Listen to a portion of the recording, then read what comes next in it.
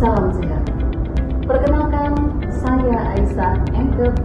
Saya adalah dosen pada program studi D3 Keperawatan Kampus Batu Raja, Poltekkes Kemenkes, Palembang. Spesialisasi saya di bidang keperawatan, khususnya keperawatan maternitas. Video ini dibuat untuk melengkapi persyaratan dalam pengajuan sertifikasi dosen tahun 2025, yaitu pernyataan diri dosen dalam unjuk kerja Tridharma Perguruan Tinggi bidang pengajaran. Pada kesempatan ini, mata kuliah yang akan saya ambil sebagai contoh dalam video pembelajaran adalah mata kuliah keperawatan maternitas dengan kode P.D3.508 dengan bobot 3 SKS, 2 SKS teori, dan 1 SKS praktikum. Penempatannya pada semester 7. Mata kuliah ini membahas konsep dasar keperawatan maternitas, konsep asuhan keperawatan ibu hamil, intranatal, bayi baru lahir, postpartum, kesehatan reproduksi, dan keluarga berencana.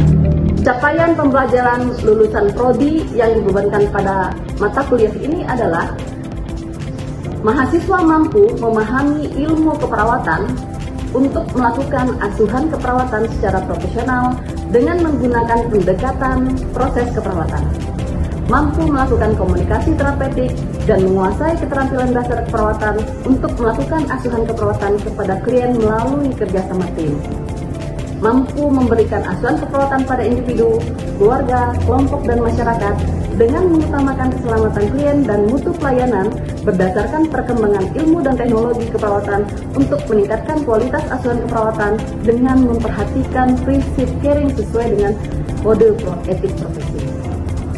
Adapun capaian pembelajaran mata kuliah atau CPMK, yaitu mahasiswa mampu memahami konsep dasar keperawatan maternitas, mampu menguasai konsep asuhan keperawatan ibu hamil, mampu mendemonstrasikan asuhan keperawatan pada ibu hamil, mampu menguasai konsep asuhan keperawatan pada ibu intranatal, mampu mendemonstrasikan praktik asuhan keperawatan pada ibu intranatal, mampu menguasai konsep asuhan keperawatan bayi baru lahir, mampu mendemonstrasikan asuhan keperawatan bayi baru lahir, mampu menguasai konsep asuhan keperawatan pada ibu postpartum, mampu mendemonstrasikan asuhan keperawatan pada ibu postpartum, mampu menguasai konsep keluarga berencana dan kesehatan reproduksi, mampu menguasai konsep asuhan keperawatan pada pasien dengan gangguan reproduksi, serta mampu mendemonstrasikan asuhan keperawatan keluarga berencana dan kesehatan reproduksi.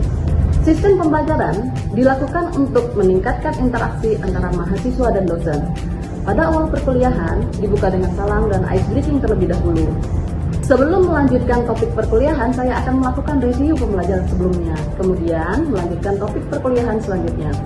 Perkuliahan diberikan selain dengan metode ceramah, juga dilakukan dengan diskusi dan tanggung jawab. Dalam 16 kali pertemuan ini, materi yang akan diberikan adalah konsep dasar keperawatan maternitas, konsep asuhan keperawatan ibu hamil fisiologis dan patologis, konsep asuhan keperawatan intranatal, konsep asuhan keperawatan bayi baru lahir, konsep asuhan keperawatan pada ibu postpartum, konsep asuhan keperawatan pada keluarga berencana, dan kesehatan reproduksi. Prosedur tindakan pada ibu hamil, prosedur tindakan pada ibu intranatal, bayi baru lahir, prosedur tindakan pada ibu postpartum, prosedur tindakan pada ibu dengan gangguan sistem reproduksi dan keluarga berencana, di mana ujian tengah semester dan ujian akhir semester termasuk di dalam proses ini. Buku referensi yang digunakan dalam mata kuliah ini berasal dari buku textbook, electronic books, juga jurnal hasil penelitian dan pengabdian masyarakat yang telah saya dan tim lakukan, yang juga saya integrasikan pada topik-topik terkait. Pembelajaran di kelas dilakukan dengan metode ceramah, diskusi, dan tanya jawab. Untuk praktikum dilaksanakan di laboratorium keperawatan maternitas di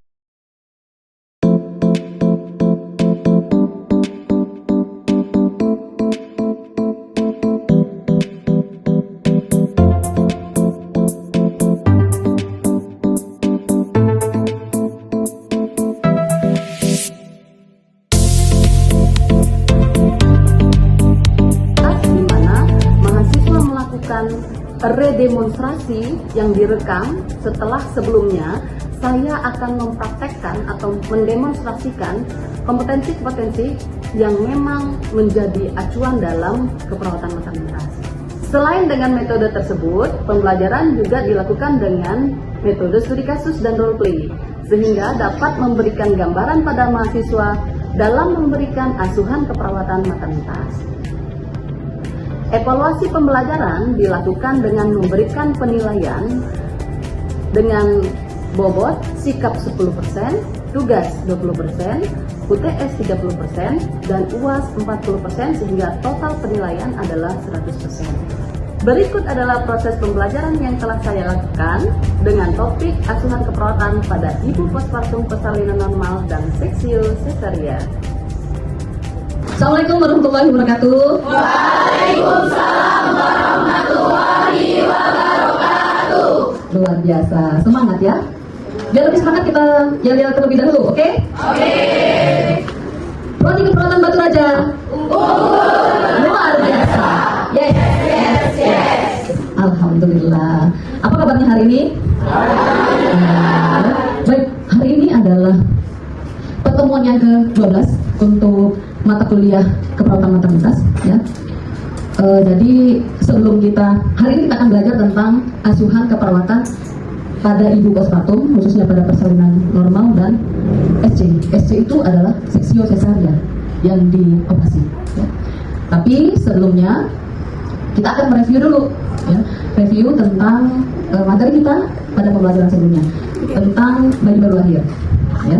Nah, pada saat bayi baru lahir itu bayi kan akan dinilai, segera dinilai. Apa nama penilaiannya? Angkat tangannya yang mau menjawab, silakan, dan sebutkan namanya. Silakan. Ya, silakan. Perkenalkan, nama saya Citra Andini. Penilaian itu ada AFGAR. Apa itu AFGAR? AFGAR itu A. Appearance, P. Pulse, G. Grimage, A. Activity, R. Respiration. Respiration. Ya, bagus sekali ya, berarti masih ingat. Kita berikan applause dulu. Nah, hari ini kita akan ke topik selanjutnya ya, yaitu tentang asuhan keperawatan pada ibu postpartum, persalinan normal dan seksio cesaria. Nah, sebelum kita ke pengkajian ya, ini adalah tujuan pembelajarannya. Apa tujuan pembelajarannya? Mahasiswa mampu menguasai konsep asuhan keperawatan ibu postpartum. Jadi nanti diharapkan setelah Anda semua mempelajari ini, Anda bisa menegakkan atau melakukan asuhan keperawatan ya, mulai dari pengkajian, penentuan diagnosis, intervensi, implementasi sampai dengan evaluasi ya, nanti kita akan belajar itu ya. Nah, sebelumnya kita akan belajar tentang bagaimana adaptasi fisiologis ibu hamil. Nah, jadi nanti ada dua adaptasinya. Adaptasi fisiologis artinya nanti yang normalnya seperti apa sih perubahan tubuhnya ya. Kemudian yang kedua ada adaptasi psikologis. Nah, kalau psikologis berarti bagaimana psikologis ibu setelah dia postpartum. Nah, ini yang pertama ya, adaptasi fisiologis pada ibu postpartum ya. Nah, ibu postpartum ini ya, mereka membutuhkan waktu untuk mengembalikan organ-organ tubuhnya seperti semula. Setelah dia melahirkan, kurang lebih ya ada 7-8 kilo ya yang keluar. Apa yang keluar itu? Ada janin di situ ya, ada air ketuban ya, ada plasenta ya, kurang lebih 7-8 kilo. Ibu nimas itu adalah ibu yang sehat, tapi memang dia harus beradaptasi. Kenapa? Tadinya ada bayinya dalam perutnya, sekarang sudah keluar. Makanya respon fisiologis yang didapatkan pada ibu postpartum itu adalah apa? Ya, dalam 24 jam pertama dia meningkat. Ya. Sampai dengan berapa? Sampai dengan 38 derajat Celcius nih. Ya. Tapi biasanya hanya sampai 24 jam pertama. Kenapa? Karena kita kan sudah warning ini, oh ini ibu ini pasti karena dia kekurangan cairan, terlalu capek dan lain sebagainya. Akhirnya kita kan setelah dia postpartum kita masuk kita tambahkan, oh kebutuhan cairan ibu ini meningkat. Apalagi nanti ada persiapan menyusui kan, ya proses pembentukan ASI, dia butuh cairan yang adekuat. Maka segera setelah itu kita kasih dia minum. Ya, kita berikan dia minum. Ya, sehingga ini hanya tampak pada 24 jam pertama. Ya, kalau dia peningkatan suhu tubuhnya 2 hari berturut-turut ya lebih dari 38 derajat Celcius, maka ini kita harus curiga. Curiganya apa? Curiga terjadinya infeksi.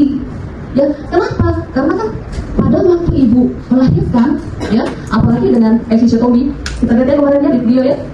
Jadi perineumnya dilakukan dipotong. Kenapa? Karena kemungkinan kepala anak ya, kepala janinnya itu terlalu besar. Ya, sedangkan perineumnya kaku, mau tidak mau dia harus dibantu, dibantu dilebarkan supaya kepala janinnya bisa melewat jalan lahir. Ya, nah, Anda bayangkan berarti kan itu sudah ada luka, ya, ada luka. Berarti itu adalah tempat yang paling disenangi oleh kuman. Nah, di kala 4 inilah, ya, biasanya kalau tidak kita curigai perdarahan, maka setiap setengah jam dulu kita lakukan pemeriksaan, ya, sampai dengan dia 2 jam. Kalau tidak terjadi peningkatan tekanan darah, tidak ada terjadi pendarahan, ya, maka baru akan dipindah ke ruangan postpartum atau perawatan atau ruang rawat gabung. Ya, jadi dia akan digabung dengan anaknya. Ya, kemudian bagaimana dengan denyut nadi atau pulse? Ya, dia meningkat. Kenapa? Karena ada kehilangan darah dan kelelahan. Ya, nah seperti itu. Jadi itu adalah tanda normalnya. Baik, tadi sudah dijelaskan tentang adaptasi fisiologis, bagaimana tubuh ibu ya beradaptasi setelah bayinya lahir. Nah, selanjutnya tadi ada 2 ya tadi ya, ada fisiologis dan psikologis. Nah, psikologis itu apa?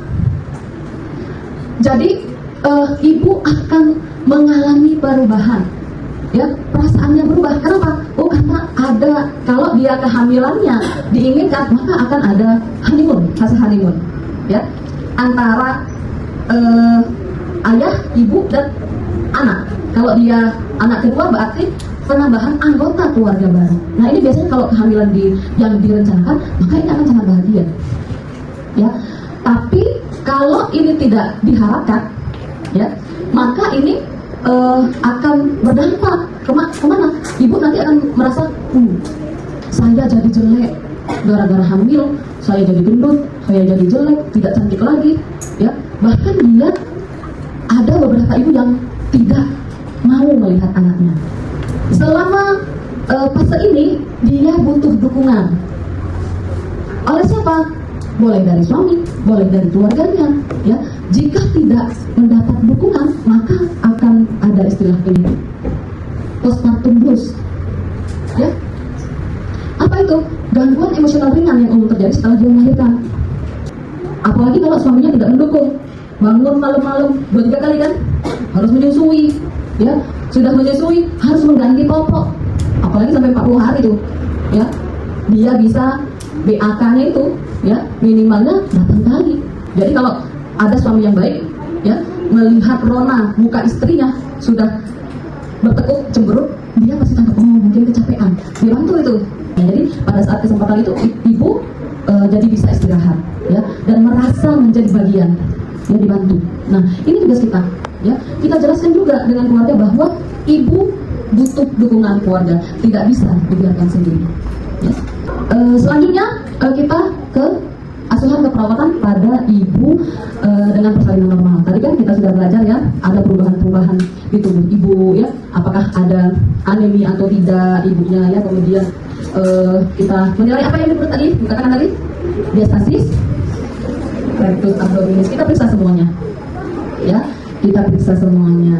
Nah, sekarang, ya, kalau kita berbicara tentang asuhan keperawatan, berarti kita akan mulai dari pengkajian. Nah, ini adalah data yang akan kita temui, ya. Apa data subjektif? Data yang dikeluhkan oleh ibu, ya. Apa yang dirasakan oleh ibu? Yang pertama ada keluhan nyeri, ya, pada perineum, terutama ibu yang mengalami tindakan episiotomi. Ibu mengatakan, suster kok nyeri ya bekas jahitannya, ya. Atau yang tampak kalau objektifnya dia meringis, ya. Nah, itu keluhan yang ditemukan, ya. Apalagi rasa lelah akibat proses persalinan. Kemudian payudaranya bengkak. Kenapa? Karena akan ada proses menyusui. Kenapa? Asinya sudah, istilahnya itu asinya sudah turun, sudah ada produksi ASI, tapi dia belum bisa keluar. Kenapa? Mungkin saja ada sumbatan. Ya, pas kita lihat, periksa, ya, kita tadi ternyata, payudaranya kotor. Nah, kalau dia payudaranya kotor, ya, bisa kita lakukan tindakan apa? Breast care. Kemudian apa data subjektifnya? Ibu sering bertanya bagaimana cara perawatan bayi, apalagi dia anak yang pertama. Dia ini, suster saya takut mengganti perban di di tali pusat. Ya, saya takut nanti kalau tali pusatnya tertarik nanti lepas katanya gitu. Atau suster, bagaimana nanti saya memandikan bayi? Saya hanya tinggal berdua saja dengan suami saya. Gimana suster? Nanti saya takut nanti anak saya terlepas, seperti itu. Ya, ada pertanyaan-pertanyaan seperti ini. Ya, ini semua data ya yang dikeluhkan oleh pasien itu namanya data subjektif. Ya, yang kita lihat apa? Nih, ya. Data objektifnya apa? Tanda pitanya ada apa? Suhu tubuhnya mungkin saja meningkat. Kalau meningkat dia artinya ada infeksi. Ya. Kemudian kita pantau apa? Ini tanda vital ya. Ada suhu tubuh, tekanan darah, nadi dan pernafasan. Ya. Kemudian fungsi uterus dan urea. Data objektifnya apa? Oh, tinggi fundus patelinya setelah plasentanya lahir itu ya paling kurang lebih sepusat atau 1 jari bawah pusat. Ya. Nah ini akan terus menurun ya 1 hari 1 senti kalau kita lakukan palpasi. Nah kemudian yang kita temukan apa? Bagaimana warna, jumlah dan bau lohea. Ya, warnanya tadi ya sudah kita belajar kan? Ya, ada apa? Rubra, ya atau lohea rubra, warnanya kemerahan 1-3. Kemudian ada rubra apa? Ada lohea apa? Serosa. Ya, selanjutnya kalau yang bening apa? Alga. Sampai dengan dia bening. Ya, sampai warnanya bening atau jernih. Ya, jadi ini bisa kita periksa. Oh, misalnya dia hari ke-7, ya, pasiennya hari ke-7 ternyata yang keluar masih darah segar. Maka ini harus kita kasih tahu dengan pasien, Bu, kalau hari ke-7 dia masih darah segar, maka ibu harus pergi ke petugas kesehatan. Ya, karena harusnya hari ke-7 dia sudah apa? Kecoklatan. Dia sudah kecoklatan. Nah, pemeriksaan penunjang yang dilakukan apa? Pemeriksaan HB. Ya. Dan hematokrit ini kalau kita curiga adanya pendarahan. Baik, tadi kita sudah membahas tentang bagaimana pengkajian pada ibu post cesaria ya. Nah ini adalah masalah yang muncul ya. Apa? Hampir sama ya. Tadi kalau misalnya di persalinan normal dia sama-sama nyeri. Nah ini juga nyeri. Tapi bedanya kalau persalinan normal dia karena ada kontraksi ya, kemudian ada luka, tapi lukanya dari episiotomi. Nah, bedanya kalau yang sesio, nyerinya itu dari luka juga. Luka apa? Luka post operasinya. Ya. Nih. Nyeri akut ya atau akut pain berhubungan dengan trauma jaringan akibat pembedahan. Sama ya, kemudian ada resiko infeksi juga. Kenapa? Kalau di persalinan normal tadi karena dia ada luka episiotomi, ya. Kalau ini karena adanya luka operasi SC. Ya. Kemudian ada keterbatasan mobilitas fisik, ya. Kenapa? Karena tadi nyeri. Jadi dia tidak bisa melakukan mobilitas fisik. Diam saja di tempat tidur, ya nggak mau bergerak. Kalau kita bilang, ibu, ayo kita bergerak, ayo kita ke toilet, saya bantu. Nggak mau saya suster, karena nyeri. Kemudian ada juga masalah ketidakefektifan pola menyusui, ya. Berhubungan dengan nyeri atau posisi menyusui yang salah. Atau memang, ya, ibu post SC itu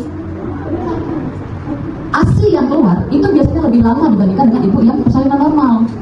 Ya, kenapa? Karena salah satunya efek dari anestesi. Nah, berdasarkan masalah tadi, maka evaluasi keperawatan yang diharapkan ini berdasarkan SLKI ya, standar luaran keperawatan di Indonesia. Hasil yang diharapkannya ini nyerinya berkurang, ya, kemudian tidak ada tanda infeksi pada luka operasi.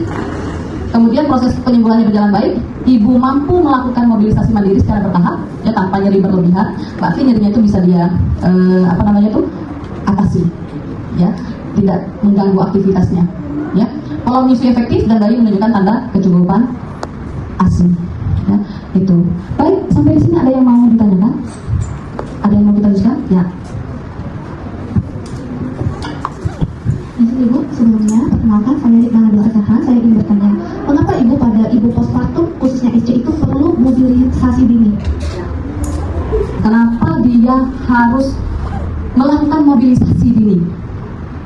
Harus bergerak ibunya. Ada yang mau menjawab? Silakan. Baik, jadi tadi siapa yang mau punya pendapat untuk menjawab pertanyaan tadi? Kenapa ibu postpartum SC itu dianjurkan untuk mobilisasi dini? Yo, siapa? Ada yang mau menyampaikan pendapat? Ya, silakan Kak, sebutkan namanya. Assalamualaikum warahmatullahi wabarakatuh. Izin Bu, perkenalkan nama saya Ahmad Redi Silo. Di sini saya akan menyampaikan pendapat saya. Pendapat saya pertama yaitu untuk memperlancar peredaran darah. Jika peredaran darahnya lancar, maka efek anestesinya akan cepat hilang. Sekian, terima kasih. Ya, jadi seperti itu yuk. Ya, Yuk Nabila. Ya, jadi kenapa dia harus mobilisasi? Jadi ini adalah kesimpulannya, ya, bahwa walaupun ada perubahan fisiologis dan psikologis ya pada ibu postpartum, ini adalah hal yang normal, ya. Nah jadi ini membutuhkan dukungan yang tepat, ya. Maka sebagai seorang perawat, ya maka harus memberikan asuhan keperawatan secara holistik, secara menyeluruh. Baik, ada yang mau kita diskusikan lagi? Kalau misalnya tidak ada, sekarang ada kasus ya yang harus kita diskusikan. Kalian kita bagi menjadi 4 kelompok kecil. Silakan membagi diri dulu. Ya, ini kelompok 1, ini kelompok 2, ini kelompok 3, ini kelompok 4. Ya, silakan membuat lingkaran kecil, nanti ada kasusnya. Baik, ini adalah kasus yang harus Anda presentasikan, ya, dan ini didiskusikan, ya. Ada 3 yang harus Anda diskusikan, jadi nanti silakan diskusi. Nanti saya akan tanya, siap-siap nih, ya, siap-siap. Semua orang punya kesempatan yang sama untuk ditanya. Ya, jadi silakan didiskusikan dulu, ya, nanti akan kita dengar bagaimana pendapat Anda semuanya tentang kasus ini. Ya, dipersilakan. Pengkajian yang perlu ditambahkan untuk kasus di atas apa? Coba, sehingga bisa nanti tegak diagnosis. Kelompok 1, coba. Assalamualaikum warahmatullahi wabarakatuh.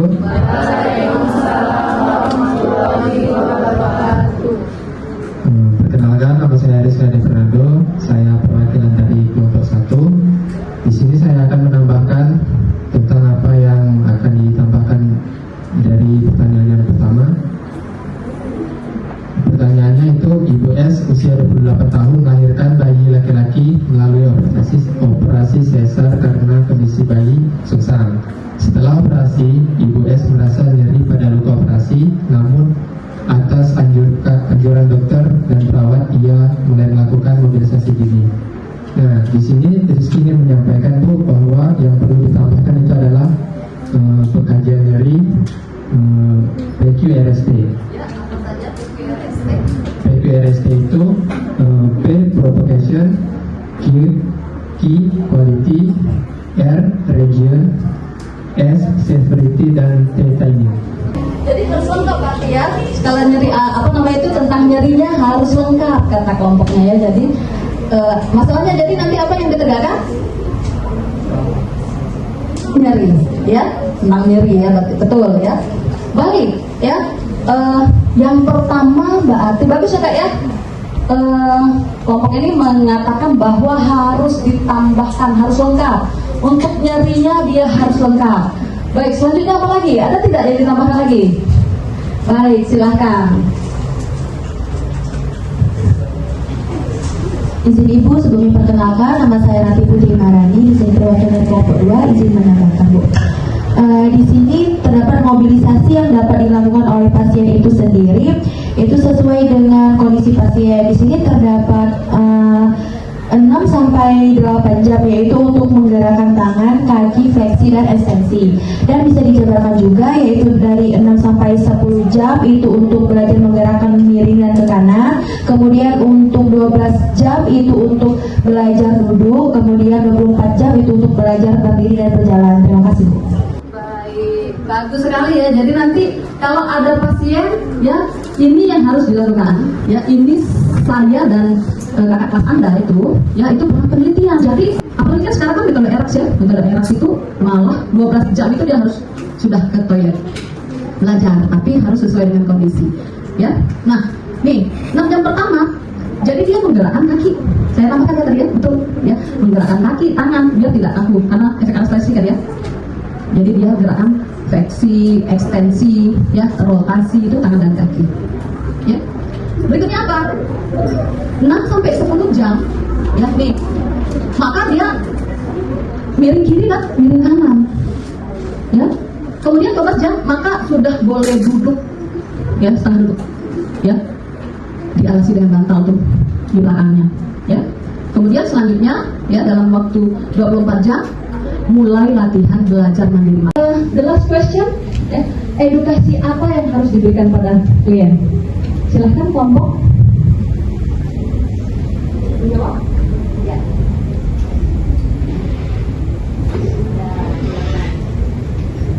Assalamualaikum warahmatullahi wabarakatuh. Perkenalkan, nama saya Wapitaya. Pertanyaannya, edukasi apa yang harus diberikan kepada klien? Yang pertama yaitu perawatan luka di rumah.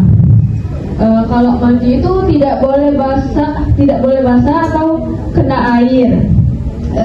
Yang kedua itu nutrisi. Yang ketiga yaitu edukasi mobilisasi di rumah. Harus banyak bergerak.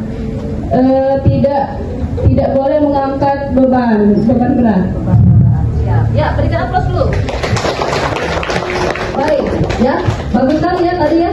Dan kalau boleh, salah satunya menyampaikan kesimpulan apa yang kita pelajari hari ini. Ya, baik. Silakan yuk. Ya, berdiri. Baik Ibu, sebelumnya perkenalkan nama saya Reni Apriani Bu. Jadi kesimpulan yang didapat dari pemaparan Ibu tadi itu bahwasannya pada saat pengkajian Ibu postpartum harus dilakukan dengan teliti ya Bu, seperti tanda-tanda vitalnya, mungkin terus fungsi uterus atau longnya, terus kondisi perineumnya, dan juga Bu, diagnosa keperawatan ditegakkan berdasarkan keluhan yang disampaikan atau dirasakan pada ibu postpartum.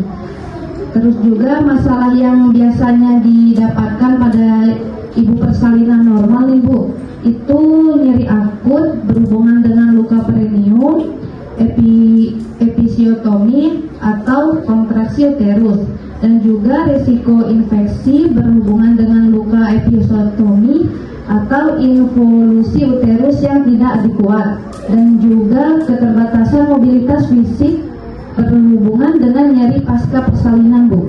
Itu yang kesimpulan yang didapat Bu. Baik, alhamdulillah. Dapat sesuatu ya? Iya. Iya. Aplaus dulu lah hari ini.